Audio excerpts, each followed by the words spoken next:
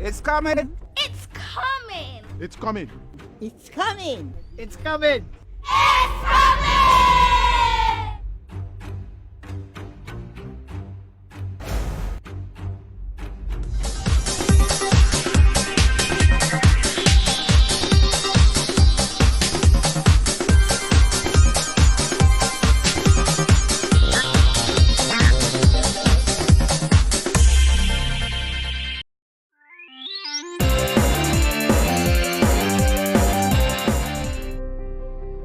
It is said that education is the key to success. The Grenada Development Bank believes this to be the truth, hence the reason we have made it our prerogative to ensure that your key is in safe hands with us. Here is how you can unlock your success with an education loan from the GDB. We offer you 3 loan options. We've got our regular student loan, our work-study student loan, and our special student loan. Our regular student loan is for persons who wish to pursue full-time tertiary level education. If you are a permanent employee who wish to study while continuing your employment, then our work-study loan is for you. Our special student loan is in collaboration with the government of Grenada, geared towards vulnerable persons who would like to pursue higher level education. Remember, you must have proof of admission from a recognized institution here at home or abroad. All our loans are 100% financing with interest rates as low as 5%. Get your funding from GDB today for your tertiary level education, your technical training or vocational training, even professional development, with up to 12 years to repay. Your future success is today. Grab it now.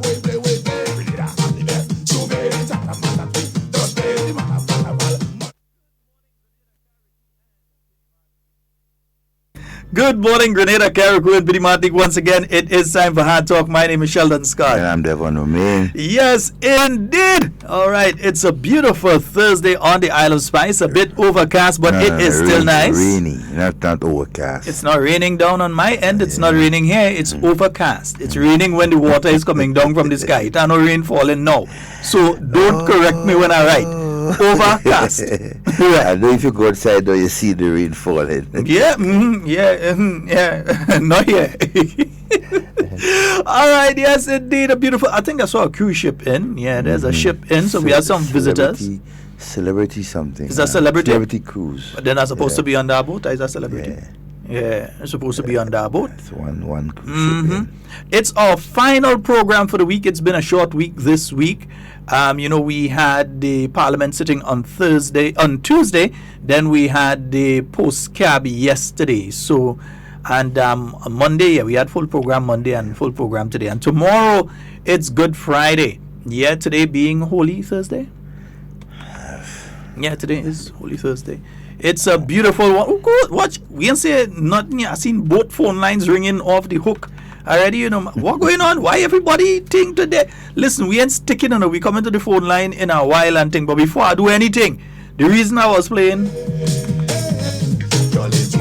I have to say a very special happy birthday to my bro. Yeah, boy. Say a very special happy birthday to the original Ligaroo from Brazil. Yeah, man. The man who know high science better than anybody else. Yeah, Zingo himself. I ain't taking part in that one. Listen, the man that say he does fly Ligaroo and the thing is high science. Zingo that say so. Not me that say. I saying what Zingo say. I'm telling you, the original madman. I still believe Zingo is the only real madman at soca right now. Everybody else is carbon copy. Zingo is the first man used to run off the stage and jump on top speaker box and all kind of thing and whine when he fall down, microphone in hand, and them days had cable and thing when he start off. Yeah, wrap up in the cable like a crab, tie up for market, all kind of thing, Zingo, So we're saying a very special happy birthday to our good brother, loyal Hard Talk listener, and a good friend to each and every one of us, Evelyn Alexander the Zingo. Zingo, we hope that you have a wonderful one today. Yeah, so all you make birthday, sure, bro. Yeah, Hope you enjoy it. Make sure all your texts, all your WhatsApp, all your link up the madman himself, man. Today's his birthday. Yeah, that's a good partner. And you know, once in Grenada, all you know, he does just fall in Hard Talk studio, bleed it. Oh, wait now, let me do. Next thing you know, just can't. Too many can't go on Zingo and partner PD. You know, you can't really. in and out. Yeah, boy. When you think them men out, them men in. So next thing is just hear them men and them call, or you see them men walk in your. Well, in Zingo case, you see walk in your studio. Yeah. So we say a very special happy birthday to him. Yeah. Reminder to persons, because remember we'll be back on Tuesday, but just in case you have to make your arrangements, the examination taking place on Wednesday next week for the traffic wardens. Yeah. So the traffic warden examination will be taking place. Devon, give the information. Yeah, it's on Wednesday, the 24th of April, 2019, at the Special Services Unit Camp. That's the SSU camp in Point Celine. And so, get down there for 9 a.m. in the morning. So, I'm stressing a.m., but still in the morning, right? Come prepared. I mean, we haven't seen any little details as to what to walk in, but I would suggest things like pencils, a light snack, water, you know, just in case. You know, you don't want to be caught off guard. So all those who are interested hey, get down there at the SSU barracks in Point Celine, that's the Special Services Unit, Point Celine, for 9 a.m. So you should be there by about 8:30. You understand? To get yourself, you know, organized and familiar with the surroundings and so. Yeah, so what we're going to do, the police officer that gave the little tips for the police exam, yes, we could. he did a video giving some tips for the traffic wardens exam. So wonderful. Let's hear what Officer Andal has to say. A pleasant good morning. Good morning, guys. How you doing? How is everyone doing? Now, I hope that everyone who did the police exam, I hope that everyone is successful. Those of you who unfortunately did not make it in the first round, I would encourage you to continue, trying. You can go back next time. So listen when the next date is announced and go back and try even harder. Okay? Right. So now let us concentrate on the next examination, and I'm talking about the warden's entry examination. And that will be on the 24th of this month, that's next Wednesday, 2019, at 9 a.m., right? The venue will be at the Special Services Unit Training School, the Police Training School, and at Point Celine, okay? Point Celine, St. George. So persons who are interested, in becoming a warden, a traffic warden, here is your opportunity, right? Now, the age requirement for this is between the ages of 19 or from 19 to 40, 19 to 40 years. Okay, the examination itself is based on basic English and math, right? However, it would not be as, I don't want to use the word challenging, but it would not be, well, let's say challenging. It would not be as challenging as the police entry examination, right? So you have your basic English, basic math. I believe that you will be required also to write an essay. So so the essay part of it is still there, right? So persons who might be interested in becoming a police traffic warden, here is your opportunity. You can go and sit the entry examination on Wednesday of next week. That will be the 24th of April 2019, commencing at 9 a.m. And location again at the Special Services Unit, which houses the Police Training School, and that is at Points Lane. Okay, people? So I wish you guys good luck and success. Remember, success is a must. Right, so as the time goes by, I will provide updates with regards to this information. So have a wonderful day. God bless. This is me, Officer Andal. Love you guys. Yeah, and we must say that Officer Andal is doing that thing on his own. It's not that he's doing that. He was not sanctioned by the police. Yeah, by just, the RIPG. Yeah, but you understand what needs to be done. Exactly. And you want to see a lot of people have the opportunity. So you're doing it so much. Full sight. Yeah, we're giving kudos to Officer Kendall Andal, boy. Caleb Andal. Yeah. This man should be a part of the PR arm of the RGPF. Next thing you put me in trouble. Next thing you might put me in trouble. But yeah, the man need to be a part of it. I find so. But has to be a part of it. I mean, it's. But and when you hear persons like that giving such information, and so he appeals to the younger ones in particular. You understand? Simple, calm and so on, and trying to let people understand as to how you can do this, how you can get there. It's an opportunity and he's for smart. A lot of our young people. He's using social media and he's using a video. Exactly. So with social media and the video, you could listen to him, you could look at him, and that sort of thing. You could even hear what he's saying when you're doing something else, so you can pay attention. So Officer Caleb Andal, we'd like to congratulate you on that wonderful job you've been doing with these little videos, and so helping out the young people that may be interested in becoming part of the Royal Grenada Police Force or the traffic unit there as traffic wardens. We'd like to congratulate you.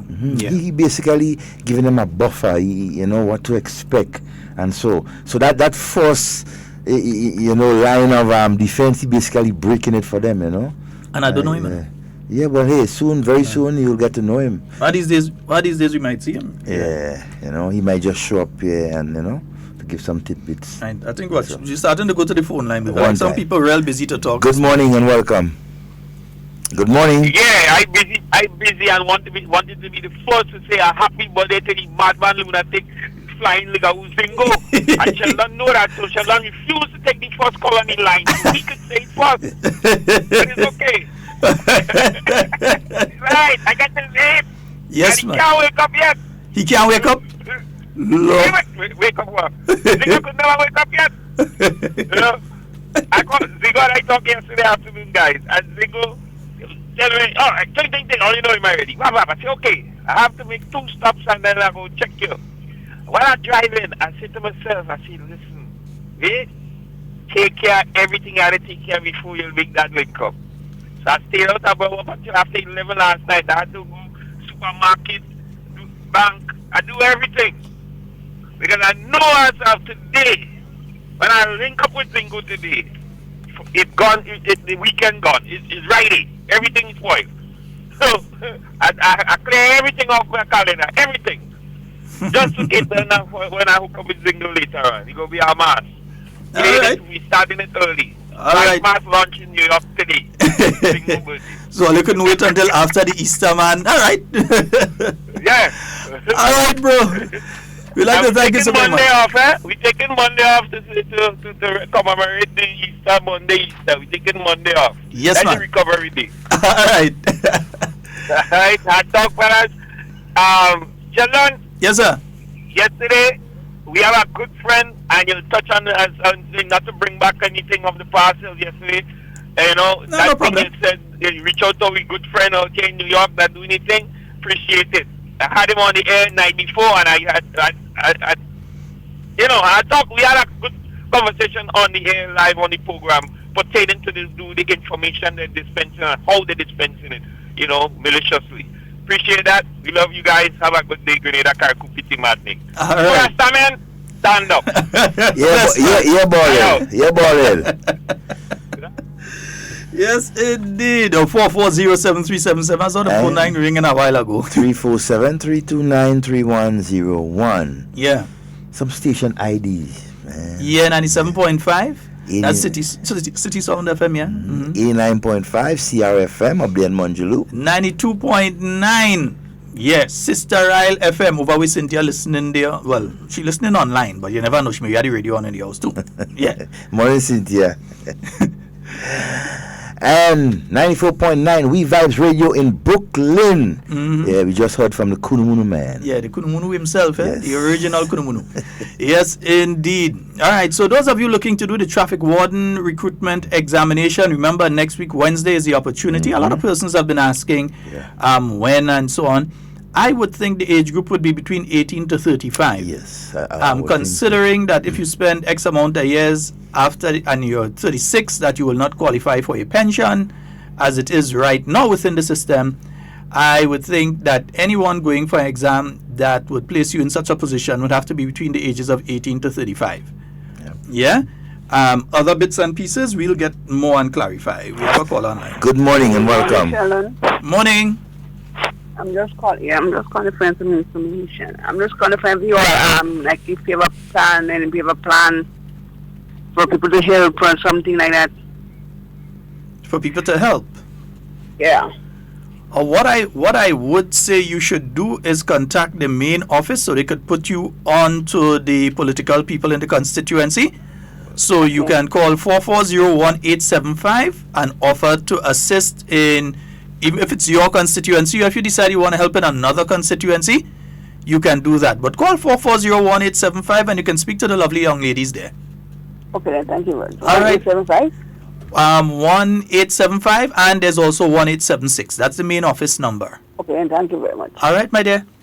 Okay, bye-bye. All right, yeah. So call the NNP office, the main office there, and they will be able to deal with you from there. All right, 440-7377 and 347-329-3101. Yeah, also have to let individuals know about the Granroy harvest. That's that will be a big one every year. They've won the Granroy harvest down there. That's going to be taking place Easter Monday, starting from 1 p.m. So that's the harvest up there in Granroy. It'll be starting from 1 p.m. until midnight this Monday. I've been to it a couple times before, and it's going to be wonderful. This year there are some artists coming through. I seen the Louis Sparky Electrify Man. Yeah, I was listening yesterday, a couple of artists. Harvest turn up, boy. Yeah. Granroy harvest turn up. Yeah, well, we don't even have to talk about eat and drink. Granroy harvest is a real thing to eat, a real thing to drink. We know that for sure. Real thing to eat and drink. It's like everybody, they're coming out of the fasting for the Easter time and so they does have a real eat and thing after. Yeah, you're splurging. So there's a real thing to eat and drink there. So that's the Christ the King RC Church in Granroy. They have their annual harvest. That's going to be starting at 1 p.m. This Monday coming, Easter Monday, and they're going up until midnight. All right? Nice. All you go see my face. Don't worry. All you go see my face this year. I didn't make it last year, but you all will see me this year. Also, too, an annual activity takes place at the Victoria Park Mother's Day. It's the Mother's Day Queen Show in Grenville. Yeah, organized by Peter Bain and Associates. And so, yeah, it's there. The beautiful ladies and so will be announced later, as time goes on. But don't forget, right, is the Mother's Day Queen Show at Victoria Park in Grenville on Mother's Day. Okay? Mm-hmm. That'll be real kicks. Yeah, lots of fun, man. It's and in fact, save your laugh and them from. Don't laugh at nothing from now until then. Save all your laugh for the Queen Show. And it's an opportunity for a lot of our mothers, to come and show their talent and everything like that. It's wonderful. And then on that would be next week Saturday, Helen Marie and Associates, they'll be launching their carnival band. Yeah, they will be launching their carnival band. What's the name of the band this year? I'm trying to remember. It's a feather something. I'm trying to remember. Yes, but I think it's Birds of a Feather. I think that's the name of it. Yeah, I'll confirm. Yeah, so that will be launched next week, Saturday, the 27th at the Lavo Lane. So I'll go on out and check Helen Marie. I think she's the reigning. They got Band of the Year last year, I believe. I think so. Naz, who got Band of the Year last year, was it Helen Marie and Associates? Last year or year before? Yeah, one of the other. We have to try and remember them things. Yeah. Good morning and welcome. Good morning. Hello. Whoops. Yeah. Hello. Good That morning. was my mistake. Good morning. Hello, man. Good morning, sir. How you all guys doing? Not bad. There's a vexing problem that I think we really need a rectification for.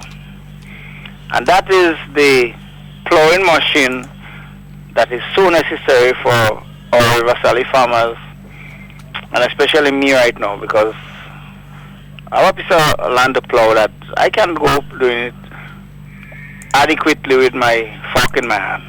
Mm-hmm. And the machine is broken down.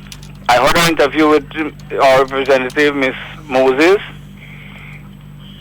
where the whole idea of privatization of the farm products, farm machine is going to be done.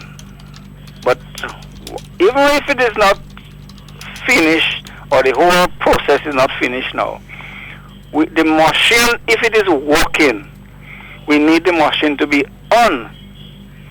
Absolutely, because that's the preparation time right now, the best time preparation, especially as you get the rain and thing every so often. The ground is not too hard right now. So we really need that machine in Shamore.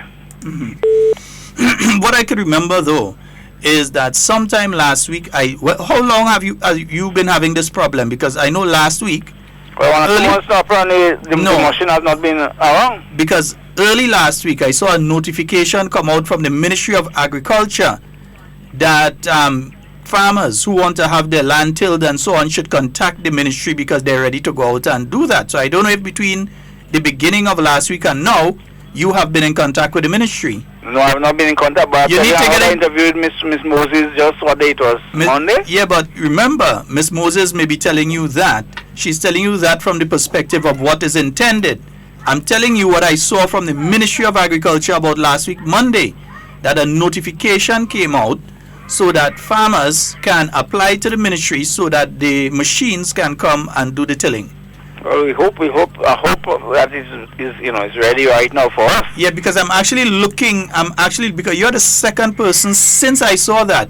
You're not the first. You're the second person that have been saying that, look, you have lands that need to be tilled and so on. And I know I saw that last week. I just don't know what I did with the information, but I had it. Last week, Monday or Tuesday, they sent out that notification. All farmers contact the ministry because they're ready to go out and do that. I saw it, but I'm looking for it right now. I'll tell you what relative to that. Mm-hmm. The state of the ground right now, along with the bushes that are in it, because the rain is not falling too much, the seeds are not growing yet. If they come and plow the land in that state right now, in my case, I've cutlass a whole little bit of it already, right? And I don't need to cutlass the whole thing to get it plowed, because there isn't much bush. Mm-hmm, mm-hmm. So if it is done now, the seeds, little seeds that might be able to grow, if you don't plow it now, they would go deep into the ground. If you get what I'm saying, and they will not be able to, because you're talking about shrubs and horns. But also no powerful trees. But also you catch what I'm saying. They said that you can apply now. They didn't say that they're going to do it today. No, what I'm saying is that so if you want you could get it done, during that particular time now, and not wait for the rain to start. If you get what I'm saying. So it's not for the rain. If the rain comes and start on us, it will become a more difficult thing for them and for us too. Yeah, I understand. So that's what I'm saying. I'm really searching for it. I know for a fact that I saw it. Because right after, I think the person called me directly. I don't think they called me on air. They called me directly and asked about that issue, and I was able to say, look, I just saw something from the ministry, but for the life of me, I'm searching for it now and I can't find it. But I know something came up. I hope things work out soon, because I really need it to. Okay, my brother, and I know this is not an issue that you're calling about because you just want to talk about it. I know this is an issue that affects you and your livelihood. This is how you would be able to make $1. No, to be able to I'm handle not, I'm it? not commercial farmer, you know. It's just that I like to see things going around me. Yeah, but it I affects like to others. eat things that I grow. It affects others when you're There's one speaking person about here it. that could talk about grow what you eat and eat what you grow. Mm-hmm. That's my perception and philosophy with food. Okay. And this is like you might have heard me say that already. I store seeds, you know. I'm a person who guarantee certain seeds that people are looking for, they could find by me once I had them in my possession. Because I don't choose seeds from the things that I use. I save seeds. Mm-hmm. And you know, I distribute all the seeds to people, to farmers. And because I like to grow my things. I don't sell things normally. I should say normally, but you know, if too much, I might have to sell it. But I give people things, you know, Okay. carrot and whatever. All right, my brother. But I like to see people having things and grow our own food, eat our own food. Okay. Take care, big. All right, thank you. All right. Yeah, but it does affect the livelihood of several people. So when they're concerned that, okay, the tiller wasn't working, but I know that I saw it. I could confirm that, yes, I saw it. Where it is, Facebook has a way of making things disappear. Over here, you're looking for it, but you can't find it. And it's not like you could go back and say, well, I saw it on Monday last week. And I could go back on Monday last week and see everything that I saw. Facebook doesn't operate that way. But Yep. what I should have done is I should have liked it or commented on it or shared it or so. That's what I do sometimes in order to store things so that I could get back to it. But I did see that, so You're going to pop up again. yeah, you should contact the ministry. Good morning to all of you who have joined us on the live. Yeah, Wonderful morning from beautiful Grenada. Depot are wrong, but Yeah. Depot ain't bothering with us Yeah. at all, boy. Yeah, Depot's trying to fly Kokori, man. Kokori, going and fly and look for Asata, going and look for Jackson, the Carriacou and all kind of thing, going and look for Heinentown. Yeah, Depot? Yeah. Morning to you. Yeah. Hey, James and the family. Yeah, we say special good morning to them. Good morning Yeah, to you, we my know. friend. James will look like a prune and he's soaking in our water right through. Right through every Boy, that day. man in the sea right through. But watch, Devon, before James leave, me and you have to make a line with James. Yeah, just We have to make a line with set it James. up. No matter where it is, we have to make a line with James. Set it up. We want All to right? sacrifice that day. We need to. Yeah. But Right? yeah, the youth tell me come and go with them Saturday. Me, they want to take me for me. All right, reach up and next thing I can't reach down. They want me to go and hike. Me, Hike? Senator Cadet, Where Senator they Cadet. going to like? Boy, I hear them men going up to Golden Falls. Golden Falls. Wow. There's That's an hour and a half at least hiking up. So Yeah, well, that hey, one is not that's- easy one to deal with. That's easy thing, man. Good Easy morning thing. and welcome. Hi, good morning, Devon. Good morning. Sheldon. Morning. How are you? Quite fine.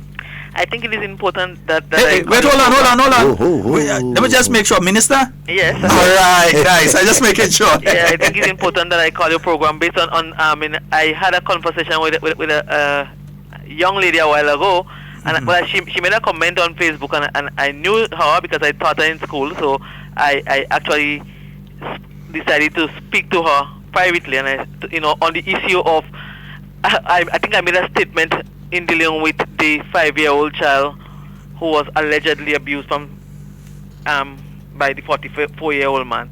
And I think I urge that whatever we do, because it's a vexing issue, it's an issue that can make us really mad as a nation. But whatever we do, we should ensure that it's not going to endanger the child, not meaning that, well, I don't know in what way it came out as if I meant that people shouldn't speak out. In fact, I encourage people to speak out. Individual people can tell you when they come to me about a particular issue, I said, your voice is powerful as a citizen of Grenada. The voice of the people is what make changes in law and what create all the things that we have now as it relates to Special Victims Unit. We're now working on Sexual Offenders Registry. We didn't just come out of the box and say we wanted to do that. That came from discussion. It came from people calling for those changes. So it will be irresponsible of me to not want people to speak out on the issue. Cabinet will tell you on Monday, I broke down in Cabinet on that particular issue. I was so upset on that particular issue as it relates to this child. And if the truth, I'm not the judicial system. I do not know what they have in front of them to deal with in terms of to deal with. But like an individual, like a mother, not even as a minister of government, as a mother, to me that person has to be put away. That's how I felt as a mother, not even thinking in isolation with what the law has to say. So I would never, there's no way that I would ever indicate that people should not speak out. I will call on people to speak out. In fact, I'll ask them to do more than just speaking out after the fact. Let us be advocates. Not only advocates after the fact, but advocates even before. Let us be our neighbor's keeper and see what is happening within our different villages and report it early before our children are being abused. And because when the abuse is already been done, it creates more danger, it creates more problems for us. If we can prevent it before it happens. And, I made a statement because I know Michelle, for one, Michelle Alexander, you know her story. Michelle could tell you that after the incident, after she was supposed to be protected, after she was raped, she was re-raped by public authorities and re-raped by people who are supposed to be protecting her.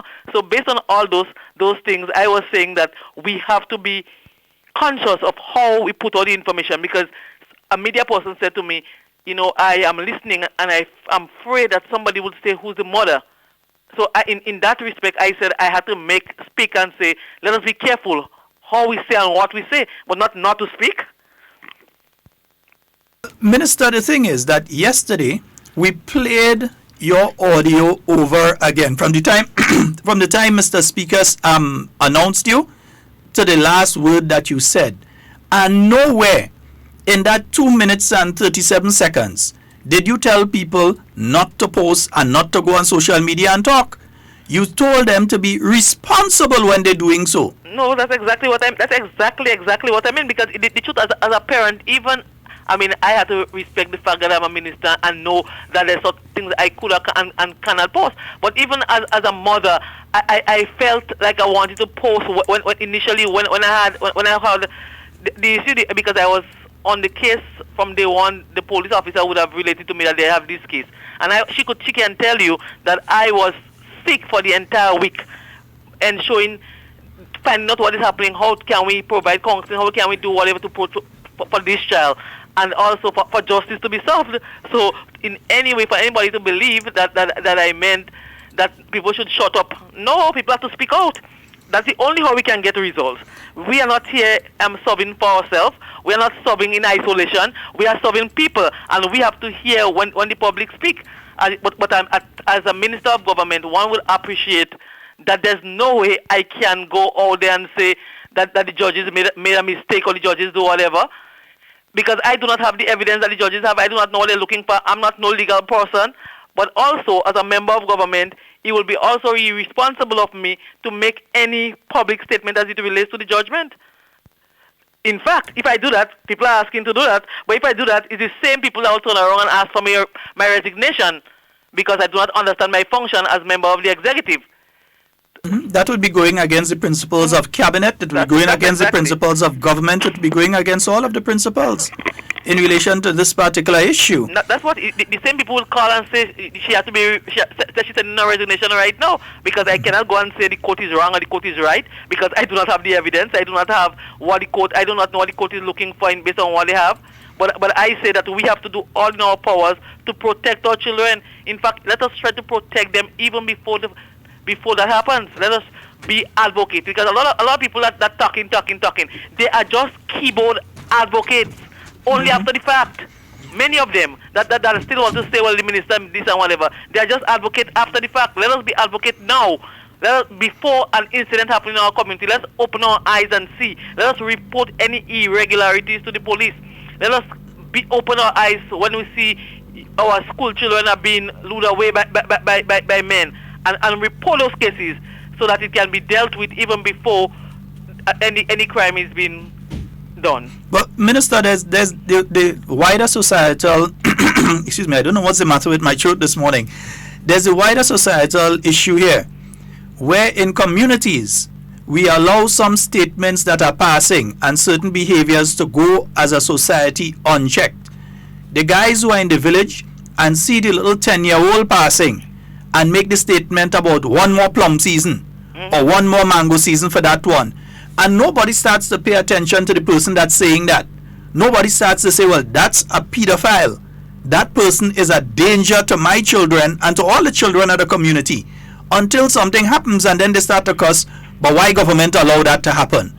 The same people in the community who, when something happens to a child and the child passing, make statements like, look, so and so meet. You understand? That's what they're calling the child, and a child who has been Let me raped. try to call you back just before I have a meeting right now, and I think the people are here. So let me try to call you back before you wrap up your program. Yeah, no, make sure. All right, I will. All right. Yeah, we as a society, we have to address those issues. When somebody see a child that has been raped or a girl that has been raped, Michelle Alexander, I'm sure she's in class right now, but if I could have gotten her, I'd have phoned her this morning for her to tell you some of the things that since she came out and said, look, this happened to me, this is what I went through. As an individual, this is what I went through. Since she has been able to come out with that story, how many people in the general public have approached her? She's a strong young lady. Male as well as female. That girl have boost skin, you know, boost. Yeah, man. She have boost skin, you know. Yeah, she could take a lot. She because is for a how courageous young lady. For how people in the society react, and all the minister was saying is simply don't go out there making statements that could end up causing people, and she didn't say it in that way, but she said it, be responsible with your statements. In other words, don't go out making statements that people could pinpoint that is the child. Because once people could pinpoint who is the mother, they could pinpoint who is the child. And some of us continue to make statements on social media about things that happened to the child, and you have no evidence. You have no evidence from the police or from the court. At the beginning, remember, it was the child was raped how much times? Yeah, and how much times? And all but the evidence that has come out now is saying that it's 4 doctors, and that is not the case. So the 4 doctors that said that is not the case. Very careful. You had people on an emotional rant, because I saw some people, and it just, before I got emotional myself and started to tell them certain things that I know that I take personal, I just decided to say nothing until when we came on yesterday. But some of you, before you start to blab and rah-rah on things, need to listen. You know what I did? I got the audio and I listened it 25 times yesterday morning. Over and over and over. I washing clothes, I listening. I getting dressed, I listening. I just listen to it over and over because I listened to it live, and I never heard her say to people, don't post on social media.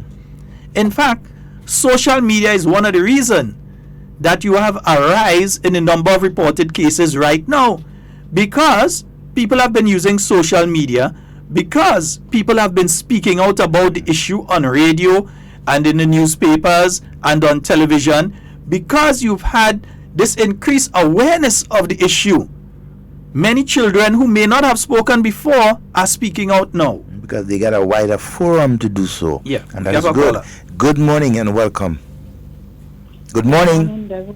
Good morning. Good morning, Devon. Good morning, Sheldon. How you guys doing? Morning. You need to raise that voice slightly for me. You're singing kind of low. Okay, morning, Devon. Morning, Sheldon. That's better? Yes, much better. Much better. Okay.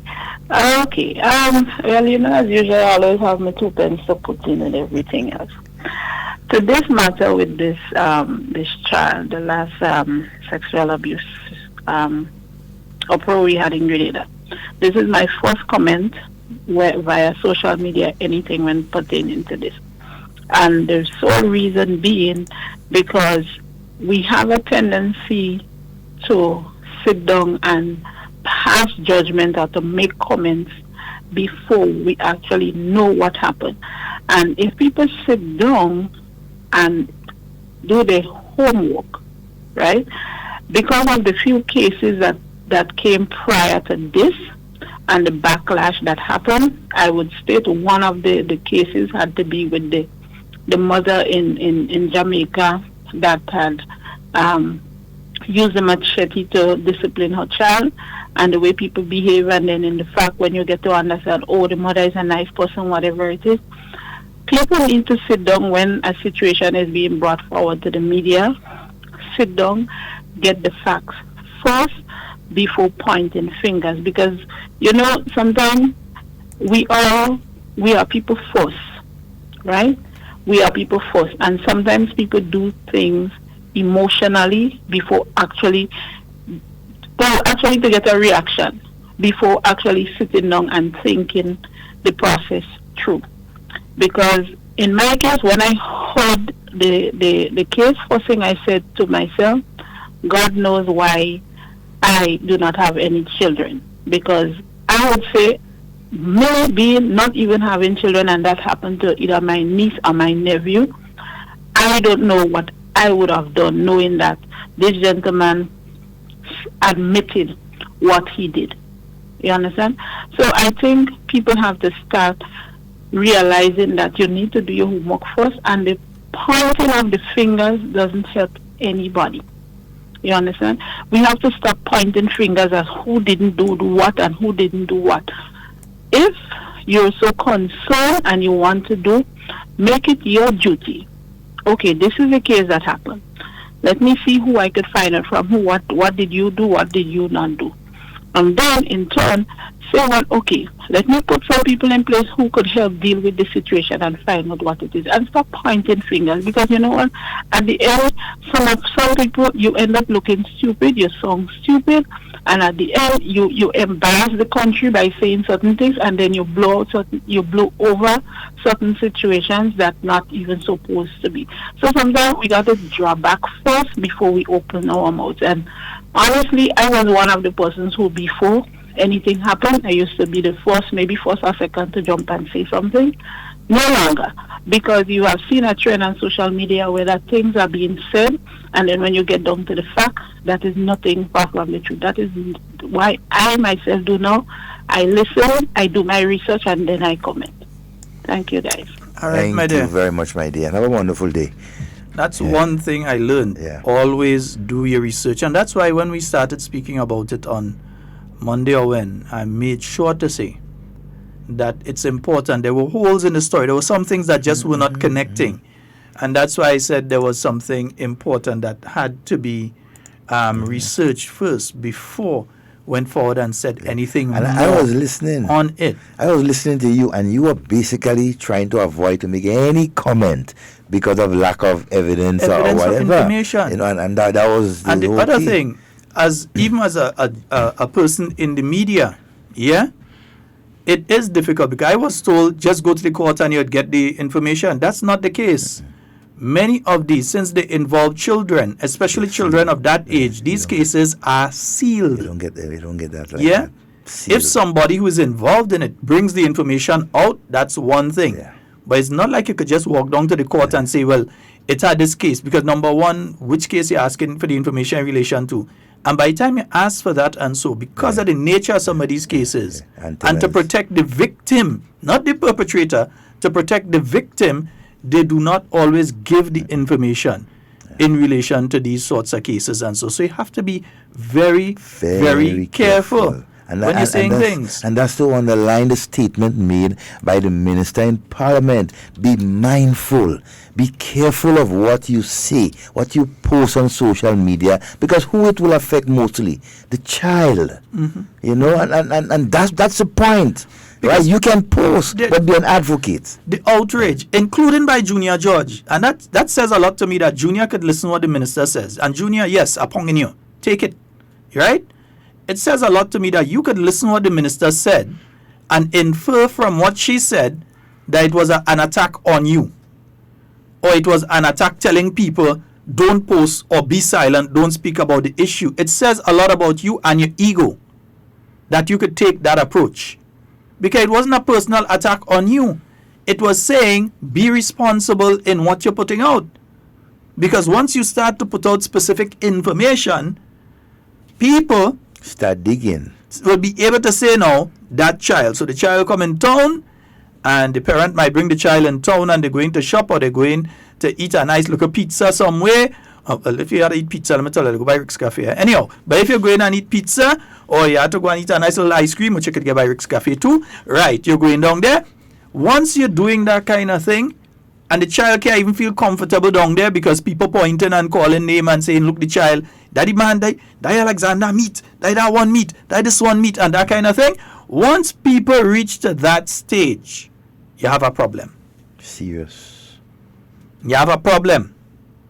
Yeah, once people reach to that stage, you have a problem. And that's all the minister was saying. So for people to infer differently from what she was saying says a lot about the individuals. One, your ego. Two, you need to check your emotions. Emotions does get people killed.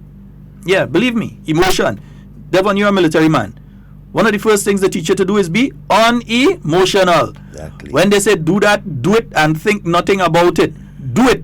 When you finish, do it, and you go back to the barracks and you lie down in your bunk. Comply and then complain. Right. When you go back to the barracks and in your bunk, then you could think about it. That is your business. But when they say do it, do it. Yeah, that's right? that's military, yeah? That's the military. Okay. Right? But no, it carries over into life as well. Definitely. Because when you put discipline. emotion in front, you know, it can cause you to end up in some serious problems. A hurricane come in and you panic so much that you give yourself a heart attack. Problems. Set that aside and start to plan. This is what I'm going to do.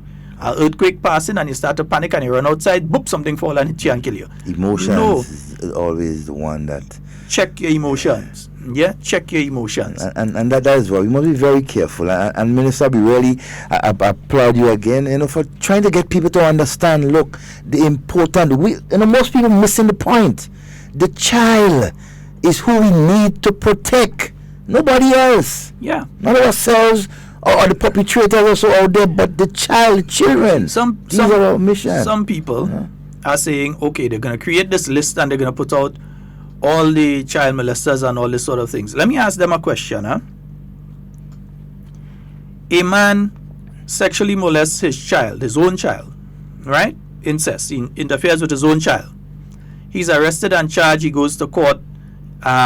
He's sentenced to prison and that sort of thing, right? He's sentenced to prison. Let me say you get 10, 15 years, 20 years, a million years. Because for me, they wouldn't be coming out of jail anyway, but that's just me, right? So he goes to jail, right? You now, on your own, come out and put up his picture in your registry saying, this is the man that molested his child. You know what you did?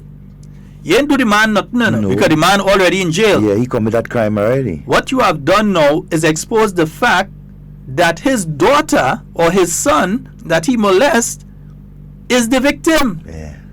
And now you have exposed that fact to the general public. They become targets. So that everybody now could start pointing and saying, that child, they become targets. That child. Nobody's saying that you have to protect the perpetrator, no. but you have to know how to protect the victim. Not because you're vexed. You do certain things. We have a call online. Good morning and welcome. Good morning, Devon. Good morning, my friend. Hey, and good morning, Sheldon. Morning, sir. Yes, good morning to Grenada and listening audience worldwide. The issue of the child and the nature of the rape. I've been listening for the longest while, and yes, as parents, when things happen to our kids or our children, out of the physical and emotional connection with them, we tend to react in ways that we feel appropriate to protect them. But at the same time, we have to be mindful that we live in a community. And it's sad. It is very, very sad as to what happened to that little baby. It's so sad, but we must strive and try to get to that point where we can reach that mature point that we can sometimes check our emotions. Because when things like that happen, you want to run wild, you want to run crazy, you want to do whatever comes to your mind. But like I said, we live in a community and we have to understand that some of the things we say can then lead to the things that we would do. So that's why I'm saying we need to sometimes, when things like that happen, check our emotions. We need to, like you guys are saying, we need to strive to learn how to check our emotions.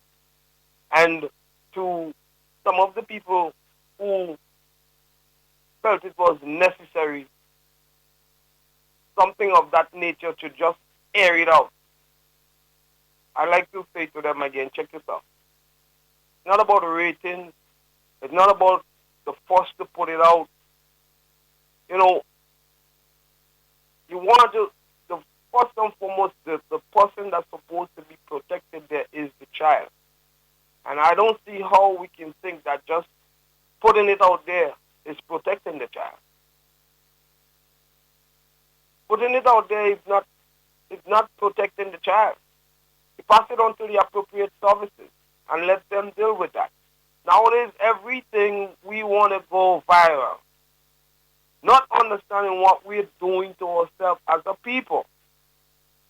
Yes, we have certain things that we need to take viral, but they have certain things that you, the person who controls the button for that media, should say, nah, this one, let's hold that one still. And let's channel that one towards the appropriate entity to deal with that. You know, we need to understand that the media, or the little device that we control, that we have at our disposal, it can be useful, but at the same time it can be damaging and even detrimental based on how we use it. So we need to understand that. Thank you guys very much. Friend. All right, thank you. Yes, indeed, the overseas callers run the road this morning, boy. Oh, yes, it's important. You see, and that's the importance of giving factual information.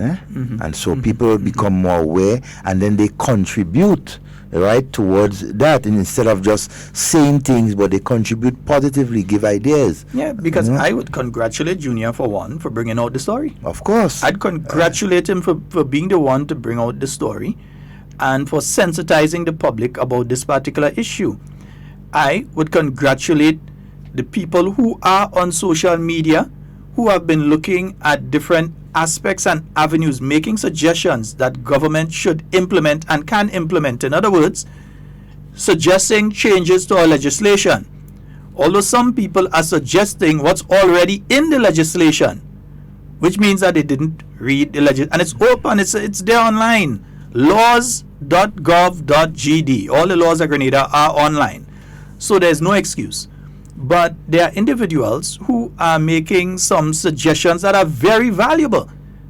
And as the minister said earlier, she said the SVU. That came out social media interaction and people speaking and saying this is something that we need and so on. Now we have the SVU unit. That is how laws come. That's how laws come about, you know. With Inspector, oh gosh, ideas, extremely competent inspector there. Oh Lord, her name is slipping me right now. Cadet, but they have cadets. Well, not cadet anymore. She is married now.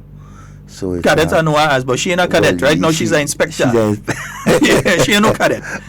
She's an inspector. And we sorry if we're not putting your title, man, but we know you as inspector. At least we are the top title, correct? Yes, inspector. Right? And all the staff there at the SV unit, that came out of the social media interactions and people talking. So nobody's gonna say don't talk. So when I saw people saying this thing, I said, no, maybe I mishear something. Maybe a word drop out somewhere, or maybe a word that was used that could have a double meaning that gave that impression. But nothing so. It's people that didn't even listen to what was said that just jump on social media and start to say things. And that's the danger. Yeah, just jump on social media and start to say things. That's the danger. No problem. You have all right to say what you want to say, but be fair. Be fair. We all have, and I always say this, we all have the constitutional freedoms. We have the constitutional freedom to speak. We have the constitutional freedom of movement. We have these freedoms, but they all come with responsibility. But you know what? What they're doing... Usually when these things happen, you hear, where's the minister, where's the minister, where's the minister? The minister, due to the cabinet rules and other rules, cannot be out there commenting on the case and saying, well, the judge wrong, and the judge do this, and the judge do that. And so the ministers can't be out there doing that. What the ministers can do is say, listen, this happened in that case, and they wouldn't be saying that in the public, But within cabinet and within the ministry, they could say this took place in that case, and call the legal department and say, how can we ensure that this does not happen again? How can we ensure, and this is a good one that's coming from the social media interactions, how can we ensure custodial sentences for certain crimes? Because you don't want to be putting a perpetrator back in the community among the same people and among other children when they have done this sort of thing. So how do we ensure that there are custodial sentences, in other words, that they're going up the hill for sure, when they have done certain crimes? Or even when they are charged and they are, because there's a common comparison people use. If you hold a man with 2 pounds of weed, straight to jail, no bail, all kind of thing up there and that. But a man is accused of a sexual crime and he's out on bail. But you see, again, not trying to belittle one to the other. You have the weed that you the officer, catch the man with and you have it in your hand. You have the weed there. But an accusation has been made against an individual. An accusation. And if there is no physical evidence, it's just an accusation. Anybody could walk in and make an accusation on anybody. Mm-hmm. You don't want to have a situation, because there are people who do that. You don't want to have a situation that somebody just want to see somebody go to jail and they make an accusation. And because of the nature of the accusation that was made, that person up the hill. Mm-hmm. That person, if there's evidence, there's one thing. But an accusation, I mean, there's a difference. And that's just reasoning it out. Yeah? And you see, based on the accusation that is being made, and so persons jump to conclusion without investigating. You see, and that is a problem. That's why we have police officers, to investigate. And so an accusation is made, you don't conclude, you investigate and find evidence. And then, and still it's not concluded because there is a court of law, right? Where you bring the evidence, the facts, everything to the court and let it be judged. You see? Because some people, Devon, would have liked what happened in Jamaica yesterday to happen here.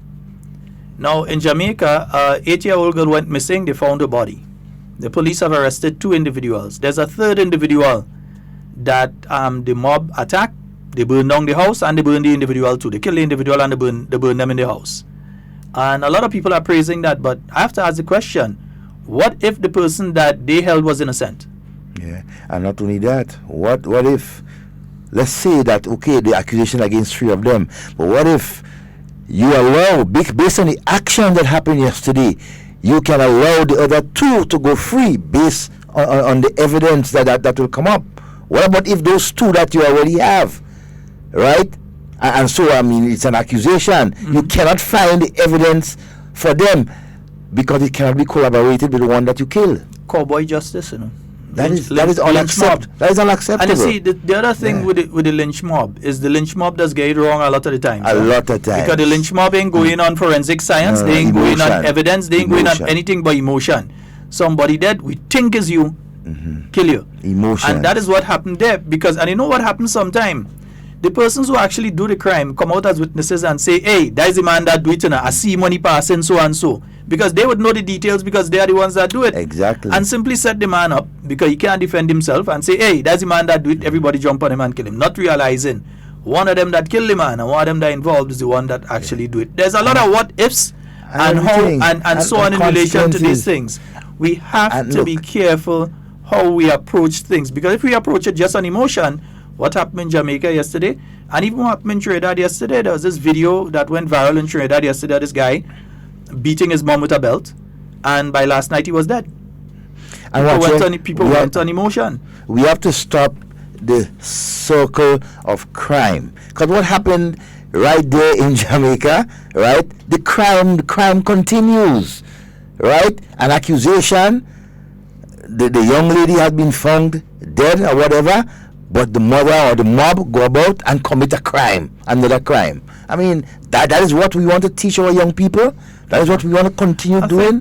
Come on, we need to do better. Devon, and this is something that I think we need to suggest, and we can make suggestions, that persons involve themselves in critical thinking. Over the past few weeks and months, I've been sharing with a lot of persons books on critical thinking. And when I say critical thinking, for you to open your mind to thinking the proper way. So in other words, nobody can fool you.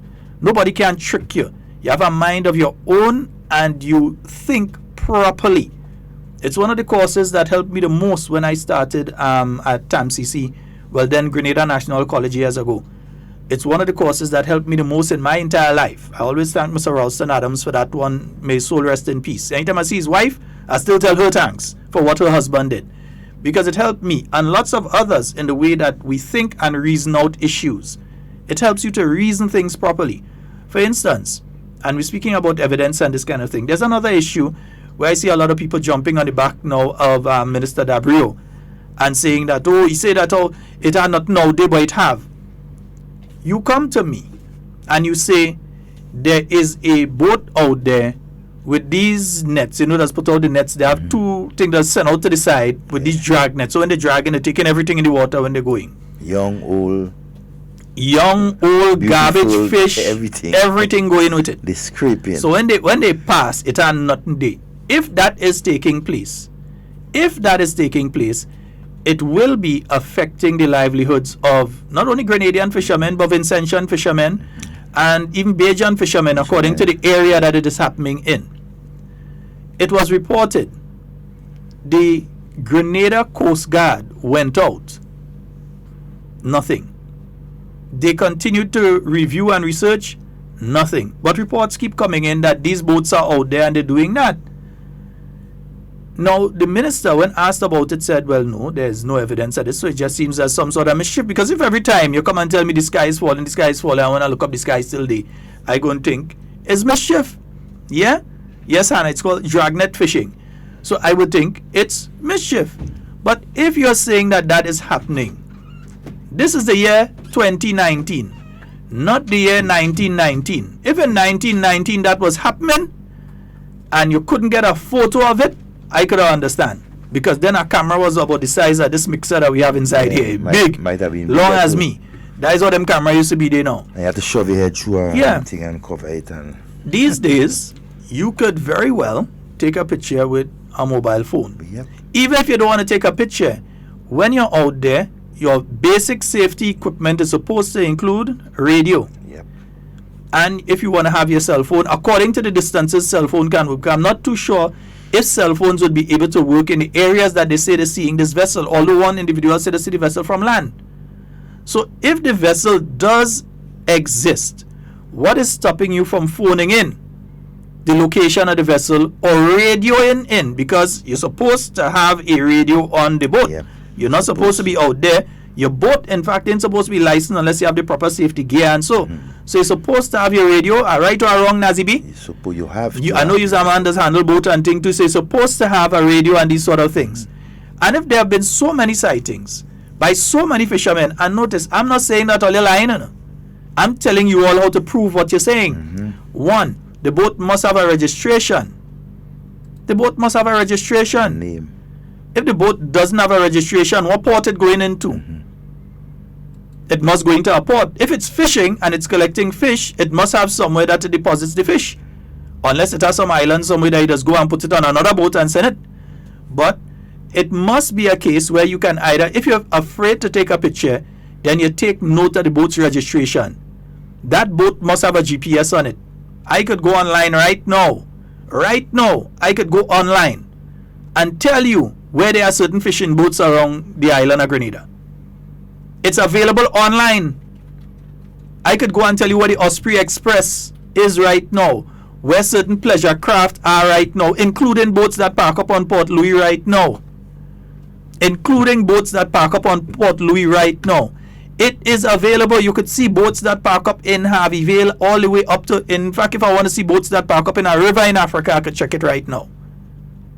So it is available to the general public to be able to trace these vessels. The Coast Guard has that and other capabilities.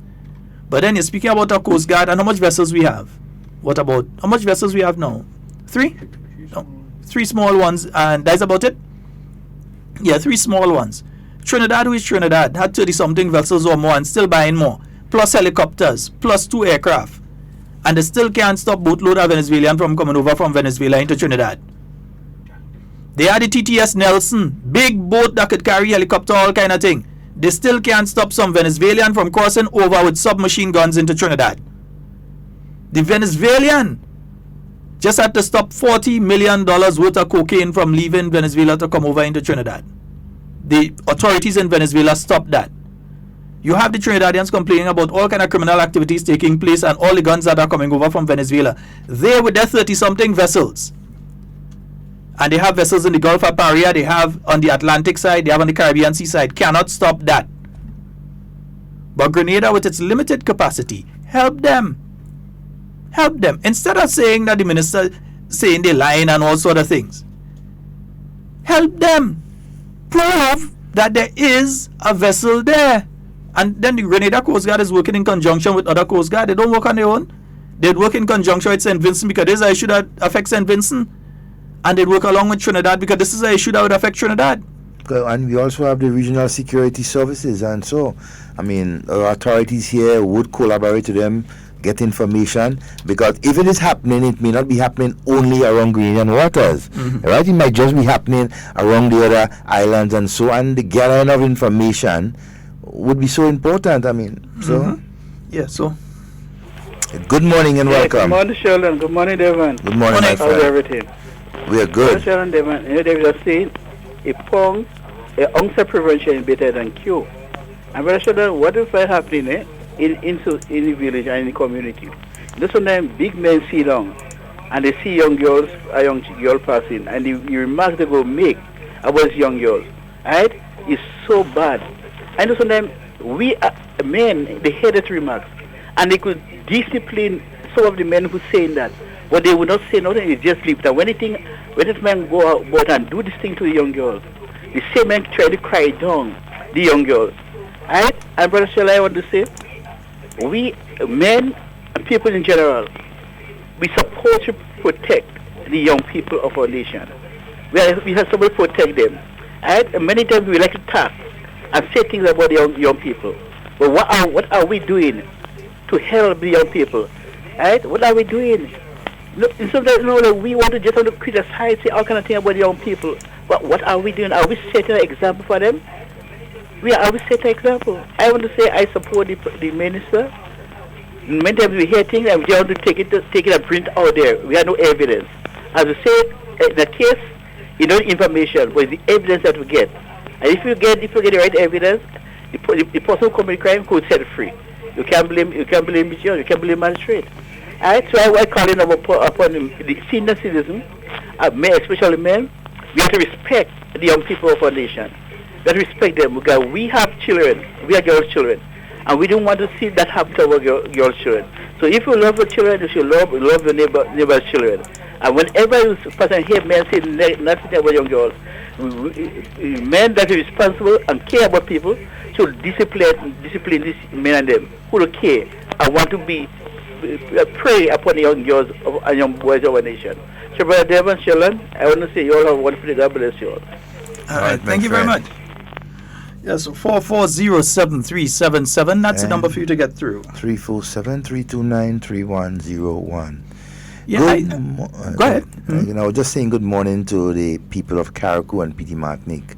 You know. So we have a caller. Good morning and welcome. Hi, pleasant good morning. Good morning. How are you all doing? Oh, Listen, pretty good. Gentlemen, I have a matter dealing with the Ministry of Health, and I get it real sour about it, right? And I have to go to the minister again, in his capacity as parliamentary representative. Over 3 years now I'm dealing with this matter. I get it sour. And I told them in no uncertain terms, if they don't deal with my situation, I'm going out to the media with it. And I know this program is not for this matter, in the sense that I have to have some respect for, but I'm getting mad. I usually don't. But when you hear, I say I can't take it no more, and I'm not taking it no more. I mean I'm not taking it. Mr. Scott. Yes, my love. Could you use your influence? I could give you the information, not on the radio, of course, so you could help me deal with it, because I'm getting mad. As a matter of fact, I think I reach mad right now. No, I want you to get mad. I want you to get mad. Well, so I will talk to you as soon as the program done. Me and you go have a conversation. When? No, as soon as the program done. Today. Oh gosh, I must go and pay my utility bills and we gonna talk. Well, I know how to reach you. All right. I know the home number, so I know how to reach you. The work number? The home number. Oh, the work number so long. So I should be well, there. I want to know if you're going. You're forgetting. I'm going back in time. But I'll deal with that issue for you. All right. Good. All right, my dear. Okay, thanks. Right, good. Yeah. Yeah. Yeah. So Grenadians. I mean, we have a responsibility, a duty, right? As elders, as fathers, as mothers, as big brothers and sisters, to protect the young people of our nation. Speak out when we see wrong things are going on, are happening to them, right? Be advocate, as the minister said. Be advocates on behalf of the children. Remember, they are the future. If we continue to destroy, right, or the future of this country will not have a future, Right? We got to be mindful of that. We got to do everything in our powers.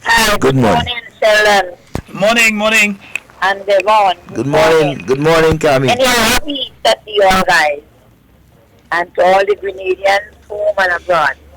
Sheldon and Devon, I have to say something this morning.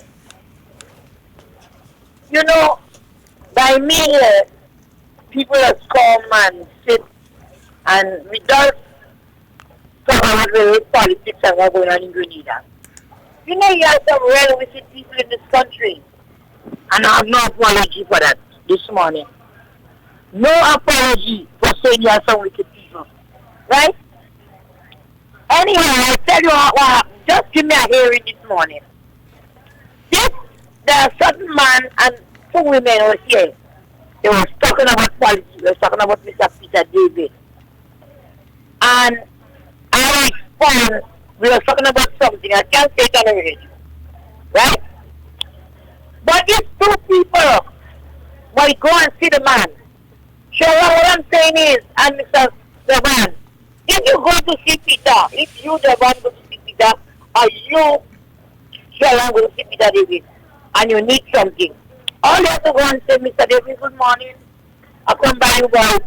My child is sick, and I don't have money to go to the doctor. If he has healed you. You don't have to use my name to say, Miss Carmen, say that. You have a conversation here. And the people go and they turn the story. You understand? They go and they turn the story. But I got 12 them, I just waiting still. They turn the story. And they go and tell the man, I say something. Man is here. You understand? They're so bad-minded. But, and I know they're listening to the program this morning. But I know them. I want to let them know this morning. Miss Kami is an independent woman. I work hard, I don't work hard. I want me to put sick accommodation to $4. Right? So, you all, go and tell the man. And now they all want to tell me we say I am grateful. And that's what I heard. They turn the story. Tell him what you want to tell him. Tell him what you want to tell him. And you don't have to use my name to make mischief on me. But I will call the media house. And I will speak to the media house. You understand? I will speak to the media house. And expose all of it. I will expose him, Sharon. Trust me. Because it's not right to make mischief and harm people. That is not healthy. That is not healthy, Mr. Scott. To lie on people. I don't have a problem, Because the end of the day, I turn in my key, I spend in my dollar. I do not go in for no politician in Grenada and beg them they could testify. I don't go and cry no trouble, sir. So no man need something, somebody did. Right? But I'm just making me sick and saying I'm coming, I'm grateful. But I will call Julian and I will call MTV and I want to speak. So I want to know just go where you go Mr. David Sunday in the world, or one of the swimming in office in the complex, don't call me candidate. Because I don't want nothing. What? I don't want nothing. And I'm asking Mr. Scott, I don't help my young lady sell some money back.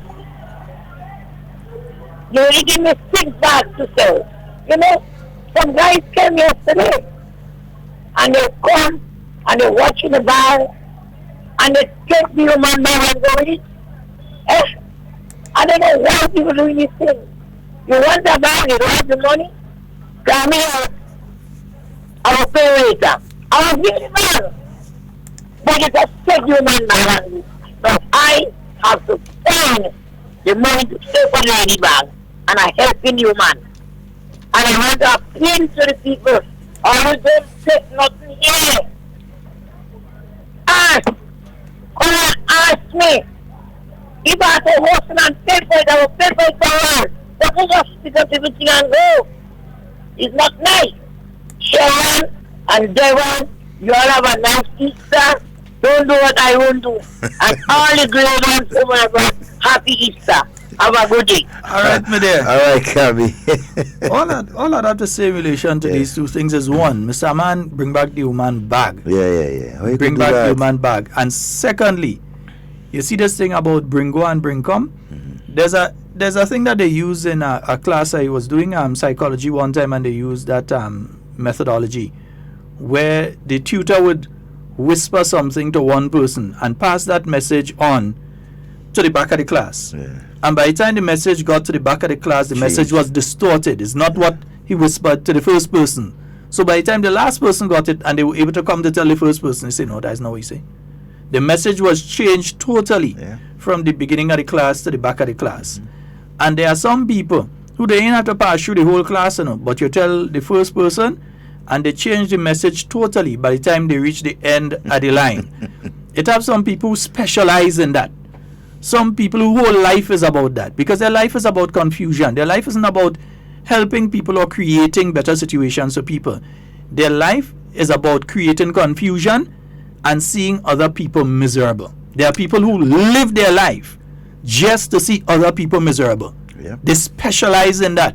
They have a PhD in that sort of thing, in trying to make other people's life miserable. They get satisfaction in doing that. I'm trying to figure out why. That is why I know who my friends is. I never lose a friend in my life, because if there's your friend, you don't lose them. I never lose a friend in my entire life. I've never lost a friend, because my friends is my friends and they stick with me throughout thick and thin. You can't lose your friends. Anytime you lose them, there wasn't really a friend. Careful who you talk to. Yeah, we have a caller. Good morning and welcome. Hello, good morning, Devon. Good morning, Mr. Scott. Good morning to you. Morning. I have nothing to report, but I just want to say happy Easter to you too. I want to say happy Easter to you and Mr. Scott. Have a wonderful Easter and God bless. And whatever is happening, I will tell you. But in the meantime, Carriacou is beautiful. You take everything is doing, everything is happening, and it's sweet here. All right, bye, my darling. All right. Bye-bye. Have a wonderful day, Mr. M. Next week, Maroon Festival in Carriacou, eh? Yeah, all who head in. Yeah, Maroon Festival in Carriacou next week. I know I'm making Maroon Festival Helen launch. Yeah, but I can tell all of this, though, the Dolly C not going up tomorrow. So those of you that planning to put your car on the Dolly C tomorrow and head on up for the day, and then you come back down Monday, it ain't coming down Monday either. It ain't going up Monday either. So the Dolly C will not be in operation. So the crew can have a little Easter time too. As a day family. Yeah. So the crew at the Dolly C, they letting you know, the staff and everybody, Dolly C is not in operation tomorrow, and it's not in operation on Monday. Right? So tomorrow and Monday, Dolly C is not in operation. All right? Nice? Yeah. Okay, Popos? Everybody good? Yeah. Nice. Hey, just to remind all the folks in the surrounding areas in St. Andrews, right? The Moncton Sports takes place tomorrow. Please the Lord. Right? Cricket, lovely cricket. Friday. Right? Go out and support all the different teams, and so that we taking part in the athletic sports and everything like that. It's always, and you're under the light, so it's not about 4 and 5 o'clock thing done. Nah. You have lights, playing field light up. Go and have fun. Okay? Yes, man. Mountain Sports. Yeah. They had a cricket taking place there. You could contact Mr. B. Yeah, I think it's $50 registration and thing. Your cricket team, if you could handle the people up in Mountain, go on up there and try your luck. We're going to see. Yeah, and nice to have food and drinks and everything on sale. Yeah. Mountain Park, Lafayette, Paradise. You always get some very good cricketers, eh? Yeah, let's say a special good morning to the Honorable Kate Skeeter Lewis. She's been having a rough week, boy. Very rough. Yeah, one after the other. You know, we've been having a really rough week, sister. Yeah, but we hope that you have a wonderful weekend. We hope that the weekend look kind of bright for you. We know it's been a hard week. She's strong, and she has some strong family backing too. They've been to give her all the support. Good morning and welcome. Hi, Devon, and I promise to call you back. Yes, ma'am. Yes, ma'am. So we had been discussing the issue of when that information in relation to children comes out, or somebody who has been sexually abused, how that person is then treated as a pariah in the public, how they are treated in the public, how they are abused again in the general public. I spoke with knowing of victims in the past and their stories, how they were treated after the information were in the public. So I spoke in that context when I spoke in the parliament on last Tuesday. No way am I saying to Grenadians that you should not speak out. I say speak out every day and advocate on behalf of our children. Because the voices of the people is the voice of God. But more importantly, as government ministers and members of parliament, we are not working on our own behalf. We are working on behalf of the people of Grenada, Carriacou, and PD Martinique. So therefore, whatever, we have to be listening and dealing with what is affecting the people that we serve. And when people speak out, we make decisions based on some of the consultations we had. A lot of the decisions that we made as it relates to dealing with sexual offenses and other issues of protecting our children is because we had many consultations across the Tri-Island state, and people gave ideas, they gave opinions, they identified things that need to be done. And we have done a lot as it relates to that. We have set up a special victims unit.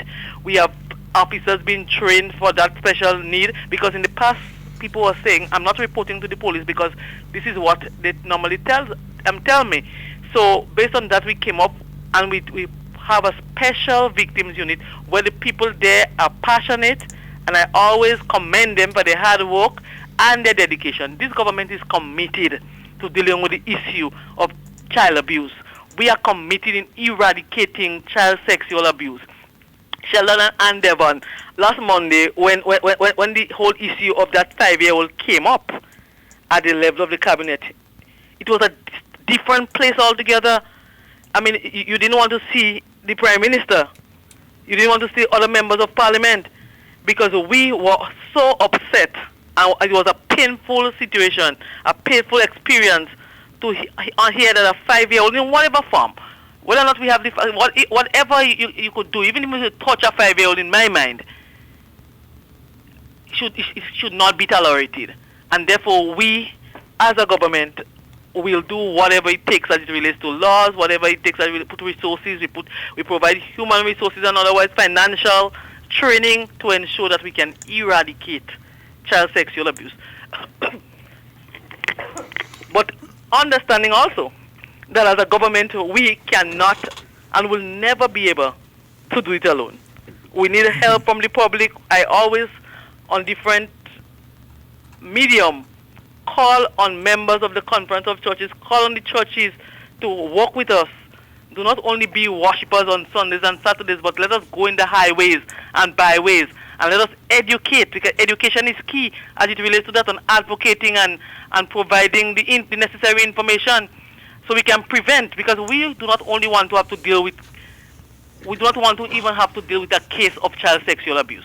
We want to work to prevent child sexual abuse, and that is why we have the number of visits at school, sensitizing and educating young girls and young boys about the dangers and what to report, what is good touch and bad touch and all those stuff. We have been doing a lot, and we will continue as a government to do what it takes to prevent child sexual abuse. Yes, indeed. So, Minister, how are we progressing in relation to the sexual offenders registry? Okay, and what so- are some of the issues surrounding? Because I know we live in a small society, but if we're saying protect a child from their identity, and then you're going to have the registry where the name of a man that is obviously arrested for raping his daughter. How do you protect the child in that instance? How are we progressing with the sexual offenders registry? While we're looking at we're finalizing on the sexual offenders registry, there are many different models, and you will appreciate that we must use the model that is best suit our country. So we cannot use a model that is best suit a particular state in the U.S., but the model must suit our country, and therefore we have met and have had consultation with the rank and file, the ranks of the RGPF. We will be finalizing consultation with the legal system in terms of the best model, and we are hoping by June or July latest, we will go to the Parliament with the offenders management legislation, and that will include the sexual offenders registry. So we are not going to just do things because everybody knocking and say, come with us sexual offenders registry, because everybody wants to see and know. But whatever we do will be in the best interest of the child. I always believe, I'm not believing protecting any perpetrator, but I believe that we have to protect our children. Even when after they have been abused, we have to protect their identity, and we have to protect them in all forms. And so as minister, and not only as minister, but I'm a mother myself, I have a daughter, and therefore when these issues arise, it affects me deep. And as a minister, I believe that I have a responsibility to work in the interest of all our nation's children. Yes, and all our people in general, because you all also do a lot of work with people who are not within the age of being a child, people in adulthood as well, who are in some serious situations. I know of several instances of women who have been abused, and your department stepped in to get them out from the situation and so, and lent support and so to them. Tell us a bit about what's taking place on that front. Yes, so we have, there are legislation to deal with abuse of women, girls, boys and men. Many times you hear only women and girls, but the laws are for both sexes, for women and for men, for boys and for girls. Too many times we focus on girls and women only, and not our boys and our men. We are building families, and therefore when an issue affects a boy or a man, it should also be reported. We should also seek counseling, seek professional help for men, for fathers, for girls, and for wife and mothers. You know, so we as a ministry, we are doing a lot as it relates to protecting the family. So we are looking at protecting the family, and whenever there are issues of violence on women, girls, boys, and it's reported, we deal with it in context of the law. Because so many times somebody can come and say, well, I have a case without the facts. So we always want you to ensure that the police is involved, that the legal system, because some people come and say, well, I want to move out from my house because I am being abused, but there's nobody, there's no way that is being recorded or nothing. So we want to make sure that whatever we do is supporting families, not breaking up families in some instances, but supporting and promoting good family values. Minister, there's a question that's underlying here, and I know one or two people have been raising it of late, of elder women who have been abusing younger boys, and it's going unreported. It is an issue that you don't really hear of a woman end up in court because she molested a young fella or so. In fact, in some of the societies, and so they press these little fellas, and we're talking about children 9, 10 years old, 11, this sort of thing. Well, this is abuse, and that's what we're speaking about, and that's the reason why we have to be the voice for the voiceless. We have to let our boys know it's okay to tell somebody who you trust. Call 400, and I can say to you that the 400 is with the Special Victims Unit. We have professional persons there. You can get professional help, so you feel free that whatever you say would be kept confidential and report. And we, as I said earlier, we have to be our brother's keeper. we have to open our ears and our eyes in our different communities, not only after the fact. Because many times you hear people advocating is after the fact. After somebody is being abused, then you hear everyone become advocate. But they should be the brother's keeper by opening their eyes and reporting any issues they see, anything they believe might be harming a child in any way or otherwise. It should be reported early so that we prevent all forms of abuse for our boys and our girls. Yes, indeed. Minister, we know it's getting close to 12 o'clock and you've got to run out again. So we'd like to thank you so very much for taking time out of your busy... Well, thank you, and just know that as a government we are committed to preventing child sexual abuse, and we'll do all in our powers to ensure that we put laws in place, we bring the children to justice. However, we cannot be irresponsible as members of government to really, when it comes to the judicial process. So we cannot question, or I mean, even if you question, but you cannot tell the judges what to do and what decision you want, but they will act in their own deliberate judgment, and we cannot. There's nothing we can't do about it. Yes, indeed. All right, Minister. Minister, just before you go, a big day tomorrow in Moncton. You want to just give us a little bit of... tomorrow is Moncton Sports. I mean, it's one of the biggest community activities. Sheldon, you know, sometimes you hear about Moncton and you only hear the negative, so you hear about young guys involved with cutlass, but you do not see and hear about the positive. This is a positive function that any community can emulate within Grenada. It is one that brings community spirit, where community work together, where you can see teamwork. And tomorrow will be a big day in Moncton with hundreds and thousands of people across Grenada normally come to see our sports, to see us run. I'm not sure if I run in tomorrow, but Sheldon, come up. You might just see me running. Last year I ran the year before. For the last 3 years I've been competing, but I'm not sure what's happening tomorrow. But let's see. I have to be in St. Andrew tomorrow, so we're going to see what's happening. No, man, you should be there. That's not a sport you should miss at all. All right. Thank you so very much, Minister. All right, take care. All right. And so Mount Horn have the sports tomorrow, and Mount Long has the cricket tomorrow. Yeah. So you have both of them. Just a note from the Royal Grenada Police Force. The Traffic Department of the Royal Grenada Police Force hereby notifies the general public, and in particular motorists, that there will be a delay in traffic along Melville Street, St. George, in the vicinity of the bus terminal. That's going to be tomorrow and on Sunday. So tomorrow and Sunday, between the hours of 6 a.m. to 6 p.m., they'll be doing some work around the area of the bus terminal.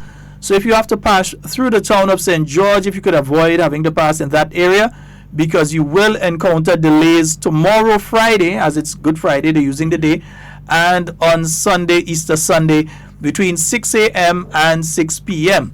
The Royal Grenada Police Force apologizes for any inconveniences caused. So that's going to be in the area of the bus terminal. Yeah? So there we've had it, the minister herself. Yeah. Giving good said account as it is. Setting the record straight. You know? And I want to say to the fishermen them, bros, all you out there, all you have, all your radio, you see the boat out, call in your coordinates. Call in your, if you do that, if you're out there, you see it, and you call in your coordinates, and the Coast Guard doesn't come, or they ignore you, and that kind of thing, then I could understand. If you take photos or whatever of the vessel, or you're afraid to take photo of the vessel, you note the number, the registration name of the vessel or whatever, and you call that in, or you text that in, or you radio that in, or when you come in, you give that information. This boat was sighted at this latitude and longitude at this point in time, and they're able to track the boat from there. That's a difference. But just to come and say you see it is one thing. You should have pen, paper on board. I know you have pen and paper in that water. I reckon notebook in a plastic bag. That's why you have matches, and when you don't have lighter, you have matches. And so, you know, you have some things that is important. Because how do you know, as the Coast Guard or the Ministry of Fisheries, deal with the issue when you can't find the issue? You hear of it, you say, okay, this seems plausible that this is happening. fishermen are complaining. How do you expect them to deal with it when they can't find the vessel? There's no evidence. Yeah, you check Trinidad. Vessel upon vessel upon vessel. Their Coast Guard, they're expanding the Coast Guard and all because they buy a new vessel and new helicopter. Well, helicopters, no, not new new helicopters as well. So they're buying additional thing and they still can't deal with the influx of things that going around. Paul Grenada, we don't even have a helicopter. So fishermen, continue to be vigilant. We don't want you to figure out no one is studying. That's not what the minister is saying, right? Provide the evidence. You go out there, be a little more proactive. Do things so they can provide the evidence for the Fisheries Association, the Coast Guard, and so. And trust me, something will be done about it. The difference between information and evidence. Exactly. Folks, that's all the time we have for Hard Talk for today. Happy Easter, everybody. Yeah, have a wonderful Easter. And remember, in whatever you're doing, you have to be careful because you know some people, you want to go and drink the pile of rum and then drive over the Easter weekend. Yeah, you want to go, you're on the beach, you want to drink a pile of alcohol and then go in the water and find yourself in difficulty and then try to take down 2 or 3 people trying to save you. No. Please. And don't let the rum tell you to run with something. Nah, don't run with nothing. Nah. Let the rum tell you to go in your bed. Yes. Yeah. Or go and worship is Good Friday and Easter Sunday.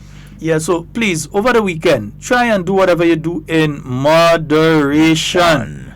Yeah, some people just tend to go crazy. We have 3 short weeks. This week is a short week. Next week, short week again, because we're starting the week on Tuesday. And the following week again will be a short week with Labor Day. Yeah. So 3 short weeks in a row. Yeah. So be very, very careful, especially on the nation's roads. I see some accidents that just ain't making any sense. Be extremely careful on the nation's road. Yeah, that's it from us here at Hard Talk. And whatever you say and do it safe and secure. We want to be speaking to and with you. Not about you. All right, we are out of here. We'll play one from the birthday boy himself. Yeah. Crazy man.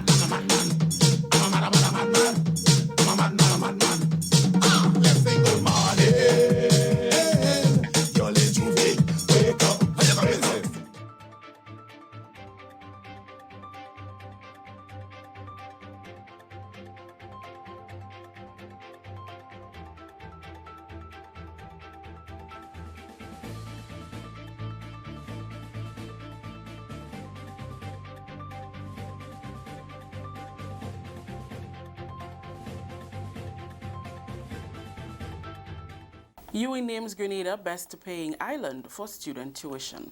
We'll have details to this story and more in the national report.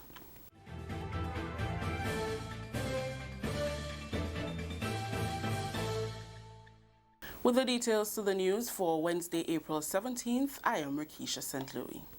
The government of Grenada has been recognized by the University of the West Indies as the best paying island for the entire Caribbean for student tuition. Minister with responsibility for tertiary education, skills development and education outreach, Honorable Pamela Moses, made the disclosure at the post-cabinet press briefing on Wednesday. Government pays in excess of 500,000 EC dollars monthly to WI as tuition costs for Grenadian students attending the institution, whether at the physical campuses, online or through the open campus. Minister Moses says this is a clear indication that government is committed to providing opportunities for nationals to achieve tertiary level education. They've really made it so clear that we are so reliable in paying almost $500,000 monthly on behalf of Grenadian students that the university can pay all its bills as a result of our payment. They can wait on it and say, okay, this month we expect Grenada's money, not other islands' money. We expect Grenada's money, exactly $516,000. That we expect that money, and so we can function, we can pay off bill X, Y, or Z. Minister Moses also disclosed Wednesday that government covers 80% of the economic cost that students would normally pay to attend WI. Students therefore only pay 20% of what the cost of their education at the WI campuses would normally be. As it relates to the WI Open Campus, government covers 40% of the cost of operation, while the remaining 60% is covered through the tuition fees paid by students or other sources of revenue. When a Grenadian student attends the University of the West Indies, whether it is in Barbados, Jamaica, or Trinidad, or whether it is open campus, online or wherever, they really only pay 20% of the economic cost. Your government pays 80% of that cost for you. And so that is why so many people can train online, and continue working, pay the 20% from their salaries, they can really, really function. Minister Moses said, and I quote, although the contribution to the open campus is less than what is given to the physical campuses, it still represents a cost savings for students using that option. Without that 40% contribution government is making, students would have to pay much more, unquote.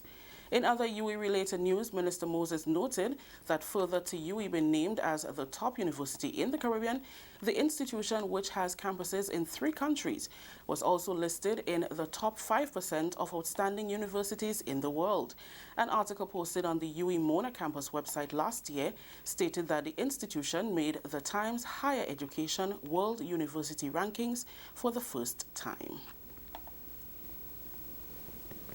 The Grenada government is spending 43 million EC dollars on the construction of new schools and the renovation and rehabilitation of others as part of the Grenada Educational Enhancement Project GEEP. While its emphasis is on infrastructural development, the project also embraces human resource development, with as many as 60 teachers to benefit from payment of the balance of their fees to complete further studies at the first degree and master's levels. During government's weekly post-cabinet briefing on Wednesday, Honorable Emmeline Pear, Minister for Education and Human Resource Development, said they are close to completing an environmental impact assessment for the Grenada Christian Academy, St. Andrew's Anglican Primary and St. David's Catholic Secondary, and the design phase will be complete by year-end so that construction can begin on the new schools. Bishop's College, PBC and the Grenada SDA Comprehensive will benefit from expansion, rehabilitation and protection through retaining walls, with work to begin by September. Other schools to benefit under the GEEP project are the St. Joseph's Convent in St. George's, where construction of a retaining wall will begin by June. And for St. Joseph's Convent in Grenville and J.W. Fletcher Catholic Secondary, design work for expansion will begin by June. Minister Pear spoke of other schools also on the list for rehabilitation and renovation. Holy Cross RC School, there's been a lot of questions in the media concerning that and the delays that we've had with regards to that school. And we know the circumstances after Hurricane Ivan, that there was a need to construct a new school. And so I wish to inform the public that to a cost of just about $5.4 million, that school is complete. And we expect that within another week or 2, we should be announcing an opening ceremony for that school. Using the opportunity also to update you on River Sally Preschool, Happy Hill, Brizan Preschool, and Paradise Preschool. We expect that construction will begin between June and July as it relates to River Sally. Construction will begin before year end for Happy Hill and the Paradise Preschool. Just to say, we've had some challenges with regards to identifying lands, both for Paradise and Happy Hill, but I'm happy to report that lands identified already provided officially to the Ministry of Education that they can start the work through the BNTF project on those 2 initiatives. Only yesterday we got confirmation on the land for Happy Hill, Brizan, and I'm really, really happy because we know the challenges faced by some of those schools. The project is designed with support from the Caribbean Development Bank and is part special loan and part grant. This is the National Report. We'll have more news after the break. The eyes of the world are on us more than ever. So let's take it to them. Saturday, May 4th, the Spice Mass Corporation launches Spice Mass 2019. The Caribbean's biggest summer festival. This year's launch starts with a roadshow from Ariza Car Park to the National Stadium from 3 p.m. Bring out your last year's costume and join the parade. It's one big experience with a display of fancy math, traditional math, Moko Jumbi, and the most envied Jab Jab.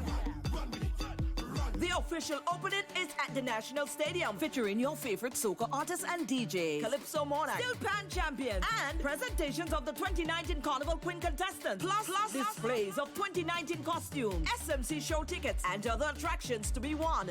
Saturday, May 4th, the National Stadium, the launch of Spice Mass 2019. Bring out the entire family. Log on to SpiceMassGrenada.com for more. Welcome back. Grenada has registered another first in community empowerment. On Tuesday, the National Telecommunications Regulatory Commission, NTRC, and the Ministry of Education handed over a fully solar-powered ICT center in Gut, Upper St. John, St. Andrew. The solar-powered center, funded by the Universal Service Fund, is the first of its kind in any CARICOM country. NTRC's Universal Service Fund Administrator, Krista Burke Medford, says the center is in keeping with the thrust to sustainability, access to internet for all, and community empowerment. This project also includes maintenance and support for this center for a period of 3 years to assist with the sustainability. The project also includes interactive projector, smart screen, 21 desktop computers, touchscreen computers for persons with disability, robotics kits, as well as subscription to IXL, which is an online program to supplement the learning of students in primary and secondary in the areas of mathematics and other areas. It is our vision that the funds that has been invested in this center would be well utilized towards your development. Education and Human Resource Development Minister, Honorable Emmeline Pear, is pleased that Grenada is moving in the direction of providing relevant and quality education. She said measures must be put in place to keep abreast with the fast-paced and diverse world. This does not exist anywhere else in the magnitude that it exists here. But very importantly, mention was made of technology and the great and important role that it has to play, not just in our development, but when we look at what is happening internationally. When we look at what is happening, mention was made of climate change. You know, I was saying this morning at the GUT conference, you know, we are having a lot of conversations, but we have to be so careful that we don't get left behind. So the fourth industrial revolution, it is here. We can't escape it. It is here. The world is talking artificial intelligence. What are we doing to prepare our children here that it does not become a shock to them when it comes upon them? And so when you look at all that is envisaged for this project, the robotic programs, I mean, it falls so much in line with what is happening around the world and the drastic dynamic changes that are before us that we can't escape. Parliamentary Representative Kate Lewis has no doubt the centre will enhance the lives of her constituents. I am pleased that this project is not only about providing broadband, internet and ICT services to the people of Upper St. John's and surrounding communities, but that under the leadership of the Ministry of Education, training will also be provided to the residents in the areas of science, technology, engineering and mathematics, STEM, and also agriculture. This project will no doubt go a long way in helping to develop the human resource in this community and this constituency of St. Andrew Northeast, and help to ensure that all our people are adequately qualified for the jobs that are available on the job market, or that they are fully capable of starting and managing their own small businesses. The overall cost of the project was $696,000. And finally, 360 participants will benefit from a partnership project between the government, New Life Organization, and the UK Department for International Development, DFID, in skills employment. DFID has agreed to fund 65% of the Skills for Youth Employment Project SKY, which will see young participants gain CVQ certification over a 3-year period in 5 key areas: health, construction, ICT, agribusiness, and hospitality and tourism. The project, which adopts a competency-based approach, is earmarked to commence in September 2019. Minister with responsibility for tertiary education, Honorable Pamela Moses, says 10% of the participants will be the physically challenged. So this here program will provide them with the certificate that they would need to access those jobs out there. SKY will really deliver a competency-based training program to unemployed, disadvantaged persons in the community. But that's not all. This program, this collaboration between the government of Grenada, NULO, and DFID would look further at disadvantaged persons. So someone who is disabled would have an opportunity to take part in this program and so become CVQ certified. The New Life organization NULO has been commended for its excellent work in skills training over the years. According to Minister Moses, this DFID project will help NULO reach its full potential in skills training and also contribute to the reduction of unemployment. We thought that NULO was not maximizing its production. To be such a stellar a stellar tertiary institution, and only have, daytime training. We want to see evening school, night school, and so this really was the objective. And I am very happy to say that this is about to start this September 2019. NULO will not just maximize its production, it will really double it. So NULO will be producing twice time the amount of trainees that it has been producing through the year. Government will contribute the remaining 35% of funds towards the project. That story just ends the national report for today, Wednesday, April 17th. Let's recap the top story. WI names Grenada best paying island for student tuition. On behalf of all those who made this newscast possible, I am Rikisha St. Louis saying thank you for joining us. Until next time.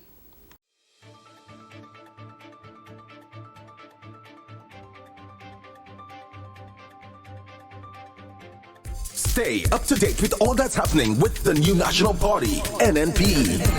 Send us a message via text or WhatsApp on 405-8683 with your name, email, and constituency. Stay in the know with NNP. Get updated.